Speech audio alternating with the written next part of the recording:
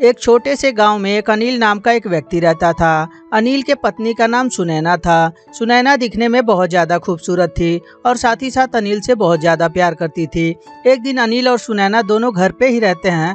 तभी अनिल का भाई गौरव वहाँ आता है। गौरव को देखकर अनिल बहुत ज़्यादा खुश हो जाता है और बोलता है, और मेरे छोटे भाई, तू अचानक से यहाँ, घर में सब कुछ ठीक है ना? हाँ भैया, घर में सब कुछ बढ़िया है। वो थोड़ा घूमने को मन किया तो सोचा कि आपके पास चलूं, थोड़ा एक आध दो दिन रहूं और घूमूं फिरूं। चल, अच्छा हुआ तू यहाँ चला आया, मुझे भी गांव की बहुत ज्यादा याद आ रही थी।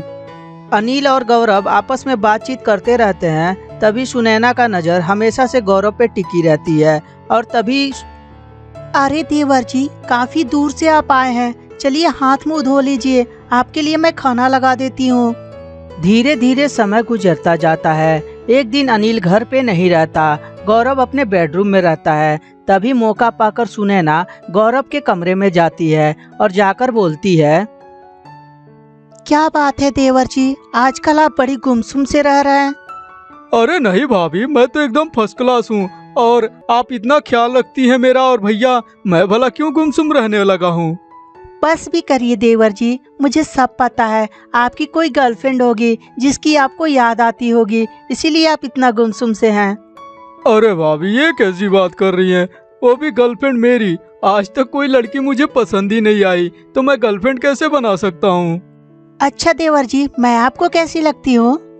अरे भाभी, ये भी कोई पूछने की बात है? आप तो बिल्कुल परी है, परी, और इतना मेरा ख्याल रखती हैं तो भगवान से भी आप बड़ी हैं। इस बात को जब सुनैना सुनती है तो सुनैना के मन में लावा फूटने लगता है और तभी सुनैना, अच्छा देवर जी, एक बात बोलूं, मैं जब आपको पहली बार देखी ना, तब से मैं आपसे प्यार करने लगी हूँ। क्या आप भी मुझसे प्यार करते हैं? इस बात को जब गौरव सुनता है तो उसे कुछ समझ में नहीं आता और अपने भाभी से बोलता है, अरे भाभी, ये कैसी बात कर रही हैं? आप मेरे भैया की लुगाई हैं और मैं आपके साथ कोई गलत काम कैसे कर सकता हूँ? आप तो मेरी माँ समान है और माँ समान भाभी को मैं कैसे गंदी नजर से देख सकता हूँ? इस बात को जब सुनैना सुनती है तो सुनैना गुस्से से लाल हो जाती है और बोलती है, देखो गौरव, मेरी बात मान जाओ, वरना नहीं माने ना तो तुम्हारे भैया से उल्टा सुल्टा बोल दूंगी और तुम्हें बहुत ही मार खिलवाऊंगी। बेचारा गौरव को कुछ समझ में नहीं आ रहा था कि वो क्या करे। तभी पीछे अनिल खड़ा सारी बातों को सुन रहा होता है और तभी अनिल बोलता है, ये सब क्या चल रहा है मेरे पीठ पीछे? अच्छा हुआ आप चले आए। देखिए आपके भाई साहब मेरे को क्या क्या बोल रहे थे। वो बोल रहे थे कि आप बड़ी खूबसूरत लगती हैं, आपसे मैं प्यार करता हूँ, ऐसे ऐसे बात बोल रहे थे।